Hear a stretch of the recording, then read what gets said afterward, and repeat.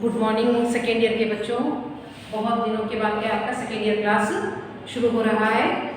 और second year class में क्या है, आपके एक दोहा हुआ है, एक कविता हुई है, और आज फिर एक और एक कविता आपको बताई जा रही है, जो बीत गई। बीत गई मतलब क्या है, जो बीता है, जो बीत गया है, जो हमसे काम हुआ हो गया है, उसके बारे में मतलब क्या है, जो बीत गई। ये जो एक वाक्य है, वो वाक्य हमारे जीवन से जुड़ा हुआ है, हमारे जीवन के लंबे पल तक ये चलते रहता है। तो हम मनुष्य को ये बात को समझाने के लिए यहाँ पर बच्चन जी कुछ कविता को कहते हुए हम आपको कुछ उदाहरण दे रहे हैं कुछ प्रकृति में रहने वाले वस्तुओं को लेकर।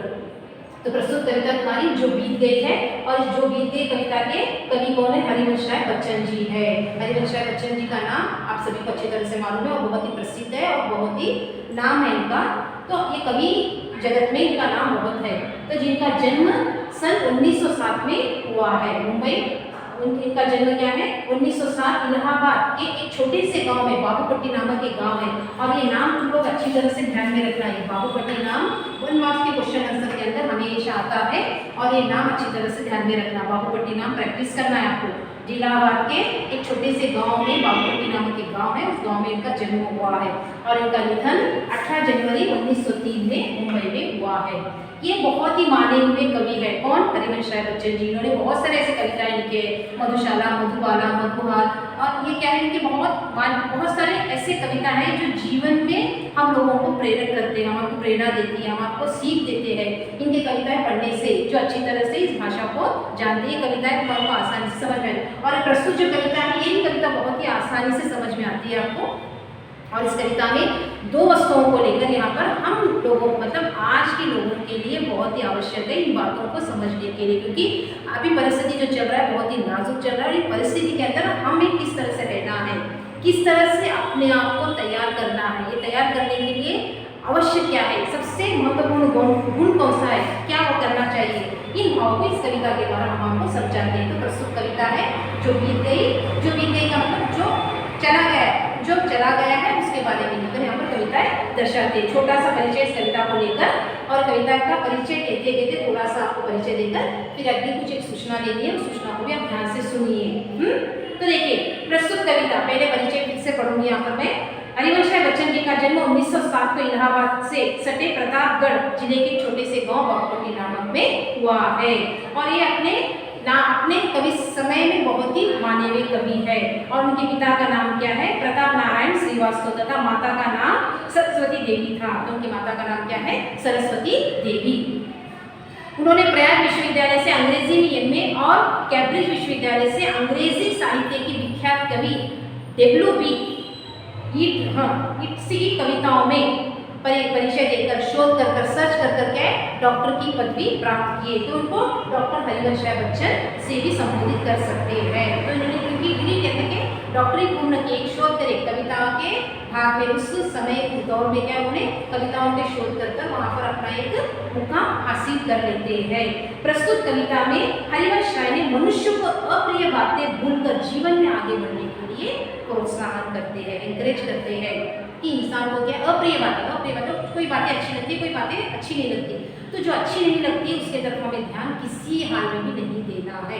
अपना टारगेट, अपना लक्ष्य, अपना जो एम है वहाँ पर ध्यान देना बहुत ही आवश्यक है। उसी को लेकर यहाँ पर कहते हैं, समझा रहे हैं कि आज के जनरेशन में, आज के वर्तमान काल के अंदर, आज के प्रेजेंट में क्या है, मनुष्य को क्या है, जो बातें पसंद नहीं आती, उस बातें जो पसंद नहीं आती उसके पीछे भागने की जगह पर जो हमारा रास्ता है, जिस रास्ते के लिए हम लोग पढ़ाई पढ़ रहे हैं, जिस रास्ते के लिए हम लोग आगे बढ़ना है, उस रास्ते की तरफ देखना बहुत ही आवश्यक है, जिससे हमारा भविष्य बनता है, जिससे हमारा भविष्य विशाल बनता है, जिसमें हमको हैप्पी, हमको खुश रख सकता है, जिससे हम बहुत ही अच्छी तरह से समझ पाते हैं, उसकी तरफ हमारा ध्यान देना बहुत ही आवश्यक है। वो भी किस तरह से?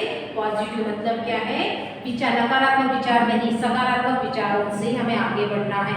नकारात्मक आने के लिए ज़्यादा देर नहीं लगता हमको, हम नेगेटिव थॉट्स आने के लिए ज़्यादा देर नहीं लगता, लेकिन पॉजिटिव थॉट्स आना, पॉजिटिव पकड़ कर चलने के लिए समय लगता है, वही जीवन है।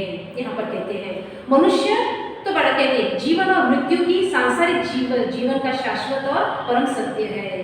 तो जीवन मरण ये सभी को लगा हुआ है। आज जीवन है तो कल मरण है, लेकिन जीवन और मरण के बीच में जो करने के लिए हम आए हैं, मतलब हमें जो करना है, हमें जो हासिल करना है, जो प्राप्त करना है, जो पढ़ाई पढ़ करना है, मुझे पढ़कर मुझे बनना है, डॉक्टर बनना है, इंजीनियर बनना है, या नहीं तो एक अच्छे क्या है लिटरेचर बनना है, नहीं तो एक अच्छे क्या है साइंटिस्ट बनना है, एक कुछ नहीं, इन सभी को हटकर मुझे एक अच्छा इंसान बनकर बस अपना जीवन व्यवहार करना है।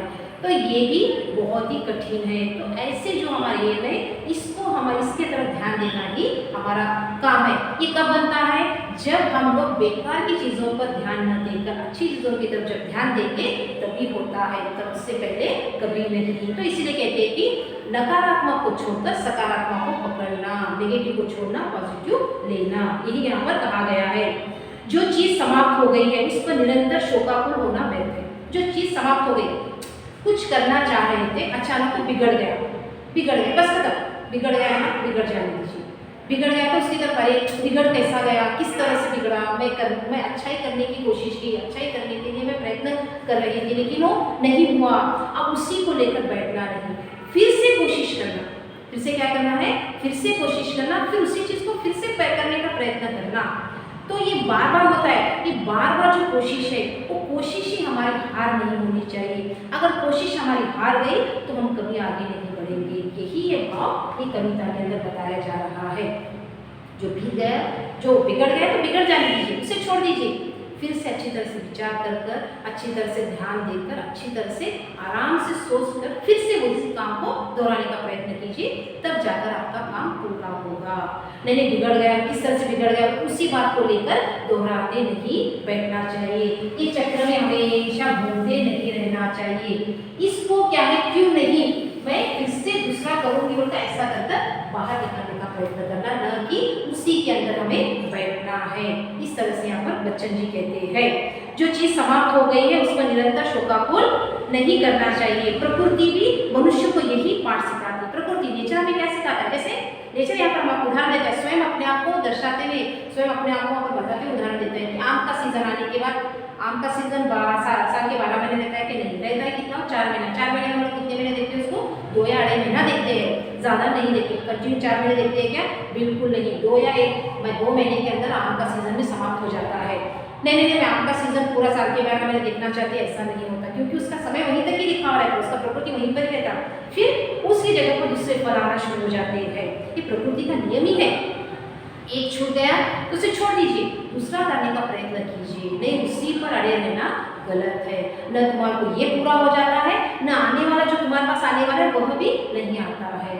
ये इसीलिए यहाँ पर कहती है कि जो बीत गया, जो चला गया, उसकी तरफ छोड़ देना आवश्यक है। प्रकृति मनुष्य को यही सिखाती है कि जीवन की इसी नश्वरता का उदाहरण कविता, मतलब जो नष्ट होने वाली चीज़ है, जो शायद नष्ट होना था तुम्हारे हाथों से, नष्ट हो गया, फिर से एक नया विचार कर नया एक चीज़ बनाने का प्रयत्न कीजिए।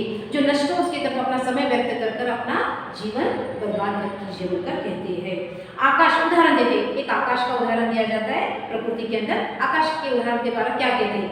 आकाश के कई ऐसे तारे टूट जाने पर भी आकाश पर उन पर शोक नहीं मचाते। जैसा आकाश, अपना आसमान में बहुत सारे तारे, अनगिनत तारे हैं, सैकड़ों करोड़ों में अरबों में तारे हैं। तो तारों में से बहुत सारे ऐसे तारे क्या है, टूटकर ढह जाते हैं। इतना बड़ा आसमान, अरे मेरे साथ रहने वाले तारे टूटकर ढह गए हैं, उनके लिए शोक मनाता है क्या? कभी नहीं, क्योंकि प्रकृति का नियम है, आज है तो कल समाप्त है। तो जो ये नियम है, नियम को हमको आगे जारी रखना है, तो उस पर हमें शोक होके नहीं बैठना बोलकर यहाँ पर कहते हैं। उनको उपवन में कितनी कलियाँ, फूल पौधे खिलते हैं, पेड़ पौधे, गुलाब का पेड़ है, गुलाब के पेड़ पे कली लग गई, गुलाब खिल गया, खिलने के बाद 2 दिन रहता है, तीसरे दिन किसी भी तरह से उस डाली से नीचे उतरना ही पड़ता है, उतर जाता है, उसकी जगह पर और एक कली आ जाती है।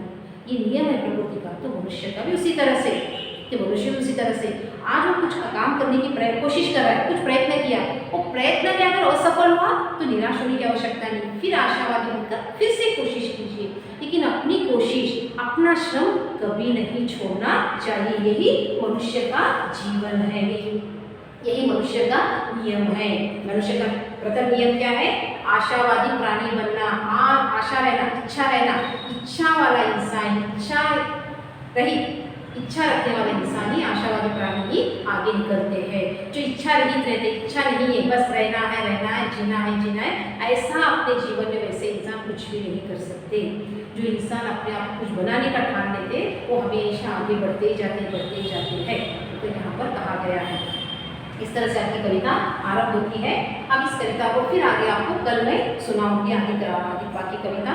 लेकिन विशेष सूचना आपको यह देनी है कि आपको 10 तारीख के दिन इसी महीने के 10 तारीख के दिन आपको फर्स्ट यूनिट टेस्ट रहेगा। बाकी सभी सब्जेक्ट हो गए आपको सेकेंड ईयर बच्चों को। अब फर्स्ट ईयर बच्चों को सेकेंड ईयर बच्चों को भी क्या है, अभी लैंग्वेज सेकेंड लैंग्वेज का तेलुगु हो या हिंदी जिनका है उनका टेस्ट लिया जाएगा। और उनके लिए एक लेसन है, एक ही लेसन आपको हो गया, आपके 2 हो गए, अब तीसरा शुरू हो रहा है। तो एक ही लेसन आपको दिया जा रहा है यूनिट टेस्ट के लिए 25 मार्क्स के लिए। 25 मार्क्स के लिए आपको क्या है, एक ही लेसन दिया जा रहा है। उस लेसन को अच्छी तरह से देखना है और आपको उसके क्वेश्चन आंसर भी भेज दिए गए हैं सभी को, ग्रुप में सभी को भेज दिया गया है। बस एक ही लेसन कौन सा है आपको, रहीम का क्या है, पूरे 3 मार्क्स वाले, 1 मार्क्स वाले, 6 मार्क्स वाले जो भी आपको मैं वहाँ पर बता दी वो सभी अच्छी तरह से पढ़ना। और 1 घंटा पहले आपको 10 मिनट में 1 घंटा पहले आपको क्वेश्चन पेपर भेजा जाएगा और बिना देखकर लिखकर PDF के साथ ग्रुप में भेजना। बस इतना ही आपको कहना था। 10 तारीख के दिन आपको हिंदी का टेस्ट रहेगा, 25 मार्क्स का पेपर रहेगा। ठीक है बेटा, थैंक यू।